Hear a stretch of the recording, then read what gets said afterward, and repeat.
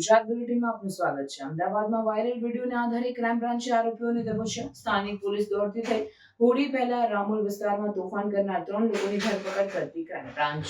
11થી વધુ ગુના 3 થી 4 રાજ્યમાં ફર્યા આરોપીઓ પંકજની ગેંગના માણસો। અમદાવાદમાં હોળી પહેલા રામોલ વિસ્તારમાં તોફાન કરનાર 3 લોકોની ધરપકડ કરવામાં આવી। 2 નંબરના ધંધાને લઈને બબાલ થઈ હતી। એએમસી કોર્પોરેશન દ્વારા ડિમોલેશન્સ આરોપીના ઘર ઉપર ફર્યું બુલડોઝર ફાયરિંગ પણ કરવામાં આવ્યું। માર્ચ મહિનામાં રામોલ વિસ્તારમાં થયેલ ગેંગમાં 3 આરોપીની ધરપકડ। બબાલ થતાં સ્થાનિકોએ વિડીયો ઉતારતા ઘટના વાયરલ થઈ હતી। વિડીયો વાયરલ થતાં અમદાવાદ ક્રાઇમ બ્રાન્ચે તેમજ શહેર પોલીસ દોડતી થઈ। અહીંયા પધારેલ તમામ મીડિયાના ભાઈઓ અને બહેનોનો આપણે ક્રાઇમ બ્રાન્ચ દ્વારા જાણ કરવામાં આવેલ છે કે માર્ચ મહિનામાં હોલીથી એક દિવસ પહેલાં રામોલ વિસ્તારમાં વસ્ત્રાલ જગ્યા ઉપર ખૂબ જ મોટો એક તોફાન થયું હતું, જે ખૂબ જ ચકચારી બનાવ હતા। એમાં જે મેઇન મુખ્ય સૂત્રધાર હતા, જે ગેંગ ચલાવનાર હતા, એ પંકજ ભાવસાર, અશ્વિન ખાટુ અને આશુતોષ, એ ત્રણેયની આપણે ક્રાઇમ બ્રાન્ચ દ્વારા ઘણા લાંબા સમયથી શોધખોળ ચાલતી હતી અને બાતમીના આધારે અમે એ લોકોનો આપણે અટકાયત કરવામાં આવેલ છે અને આગળની તપાસ અત્યારે ક્રાઇમ બ્રાન્ચ કરી રહી છે।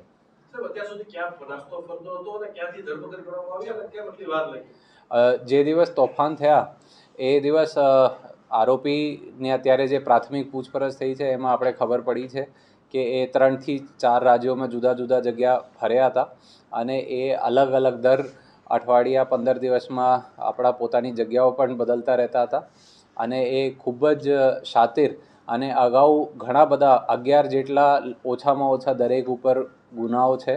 એ પોલીસની કાર્યવાહી અમુક જે એમને લાગતું હતું એના એ વિસ્તારો બદલતા હતા અને પોતપોતાનો જે ઠેકાણો હતો એ પોતાની શાતિર દિમાગ વાપરીને એ પોલીસથી પૂરતું બચવાનો પ્રયત્ન કરતો હતો, પણ ક્રાઇમ બ્રાન્ચ સતત એમના પાછળ પડી હતી અને એ ક્રાઇમ બ્રાન્ચની ટીમ, જેમાં એસીપી ભરત પટેલ અને પીઆઈ મેહુલ ચૌહાણ, એ બંનેની મહેનત અને એમના જે સ્ટાફના માણસોની ખૂબ જ દિન રાતની મહેનતના કારણે એ મુખ્ય સૂત્રધારોનું આપણે પકડવામાં આવેલું છે।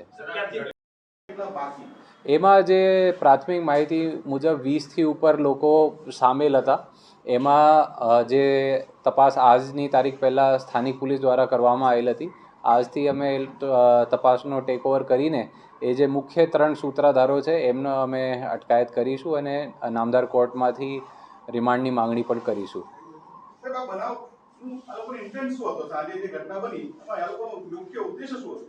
એક પ્રાથમિક માહિતી મુજબ એવું જ છે કે ત્યાં પ્રાઇવેટ એક ઈસમ દ્વારા ફાયરિંગ પર કરવામાં આવેલ હતી। એમાં એ લોકોની વર્ચસ્વ લડાઈ હતી અને અગાઉ જે ગેરકાયદેસર ધંધાઓ સાથે એ લોકો સંકળાયેલા છે એમાં એમની વર્ચસ્વની લડાઈ હતી। આ જે અમદાવાદના રામોલ વસ્ત્રાલ વિસ્તારમાં અમુક ગેંગ ચલાવવામાં આવે છે, જેમાં એક પંકજ ભાવસાર ગેંગ ચલાવતો હતો અને એમને સામે જે આરોપીના કહેવા મુજબ એક સંગ્રામ તોમરે પણ એક ગેંગ ચલાવતો હતો। એ ગેંગની બંને વચ્ચે એમાં તકરારી ચાલતી હતી। એ આપણે આગળ પૂછપરછ કરીએ છીએ અને ગુજસી ટોકના આપણા કાયદા પ્રમાણે આગળ કાર્યવાહી કરવામાં આવશે એવી આપણે તપાસ અત્યારે ક્રાઇમ બ્રાન્ચ દ્વારા આજની તારીખથી સંભાળવામાં આવે છે અને આપણે આગળ તપાસ ચાલુ છે। ગેંગની તકરાર શું હતી? એક્ચ્યુઅલી કોલ સેન્ટરની વાત હતી, પૈસા ઉઘરાવવા હતા, ખંડણી હતી, શું? એ જે બંને સો કોલ્ડ જે ગેંગ ચલાવે છે એ અગાઉ ઘણા બધા 2 નંબરના ધંધાઓ સાથે સંકળાયેલા હોવામાં જણાવવામાં આવેલ છે, જે અગાઉના ગુનાઓમાં પણ જેમના વર્ણન છે। એ બાબત એમની તકરારી ચાલતી હતી અને પોતપોતાનું વર્ચસ્વ એ લોકોનું બનાવવું હતું અને વર્ચસ્વના કારણસર એમની ઝઘડો ચાલતો હતો, જેમાં આ તમામ ઇસ્યુ પૂર્વાયોજિત કાવતરાના ભાગરૂપે એ લોકો દ્વારા કરવામાં આવેલું હતું।